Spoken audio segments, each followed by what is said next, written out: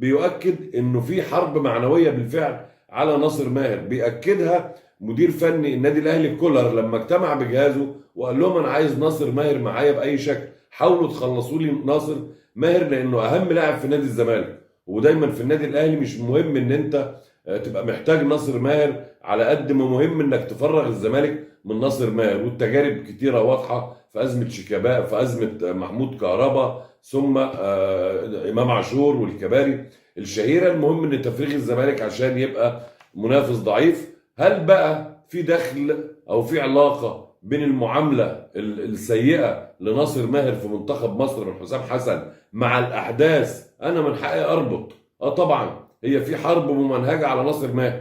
ناصر ماهر خلاص لعيب اتحط تحت السبوت عدد كبير من الناس يعني لولا انه ناصر ماهر متالق مع الزمالك وجماهير الزمالك بتحميه واعلام الزمالك وسوشيال ميديا الزمالك وفريق واسم نادي الزمالك، كان ناصر ماهر بقى هدف سهل جدا زي ما حصل مع عدد كبير من اللاعبين. عشان كده بقول اذا كان الزمالك خسر بشكل مؤقت، يعني ان شاء الله ما يخسرهمش دونجا ومحمد شحاته كمصابين، انا اتصور ان ناصر ماهر كمان بقت المنتخب بالنسبه له مشكله. ولاعبي نادي الزمالك اللي امبارح كانت كل التكهنات بتقول انه في ملعب المباراه حسام عبد المجيد، في ملعب المباراه ناصر ماهر، وفي ملعب المباراه كمان دونجا، واللاعب الوحيد اللي هيبقى بره محمد شحاته. تخيلوا كل اللاعبين اللي الناس شاورت عليهم بما فيهم محمد عواد، الاربعه طلعوا بره واللي دخل محمد شحاته.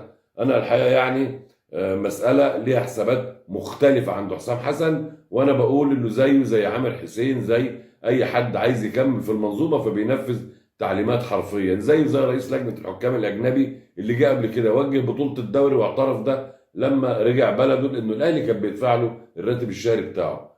برضه زي ما بنتكلم في كل مره بنقول المنظومه المنظومه المنظومه، انا خلاص يعني جالنا صداع من كتر الكلام عن المنظومه. طيب يعني هل حسام حسن يقصد الاطاحه بناصر ماهر؟ بيقصد ايذائه معنويا؟ انا يعني الحقيقه يعني هسيب لحضراتكم الحكم، ولكن خلينا نرجع بموضوع ناصر ماهر من البدايه. بعد ما انتقل للزمالك والراجل ظهر بمستوى عالي جدا، فجاه طبعا الجو اتكهرب بين الكابتن محمود الخطيب رئيس النادي الاهلي اللي عنف جدا دكتور وليد دعبس رئيس نادي مودرن سبورت او مودرن فيوتشر على تركه ناصر ماهر يروح لنادي الزمالك وينتقل الى نادي الزمالك، خصوصا انه انتقد بقى سيد عبد الحفيظ اللي قال اثناء فتره وجودي في النادي الاهلي واثناء رحيل ناصر ماهر كنا قلقانين يروح الزمالك.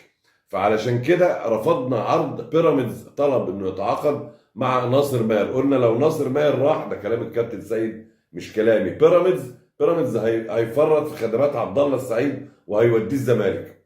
فبالتالي راح ناصر ماهر مودرن، فالزمالك خد عبد الله السعيد من بيراميدز وخد ناصر ماهر من مودرز. وقلت ان ده يعني على طريقه رأفت الهجان رساله من الزمالك شكرا لسعد عبد الحفيظ على حسن تعاونكم معنا، يعني انه كان واحد من اسباب انتقال اللاعب هنا. برضه الدنيا هاصت والدنيا زاطت وازاي ومش ازاي، وكانت مشكله كبيره. طيب يسكت النادي الاهلي؟ لا، كان في محاولات مع ناصر ماهر من حوالي شهر عن طريق بعض الناس في النادي الاهلي ومنهم اسماء كبيره، يعني اجتمعوا بناصر ماهر وعرضوا عليه انه يرجع تاني النادي الاهلي وانه ياخد اضعاف اللي بياخده من نادي الزمالك. الراجل رفض جدا وبمنتهى الادب، قال لهم انا اسف، انا الزمالك رجعني تاني للحياه بعد ما كنت بعدت وبعد ما كنت فقدت الامل. انا مستحيل ابيع نادي الزمالك، انا ارتحت فيه وارتحت مع جماهيره وارتحت مع كورته ومكمل مع نادي الزمالك.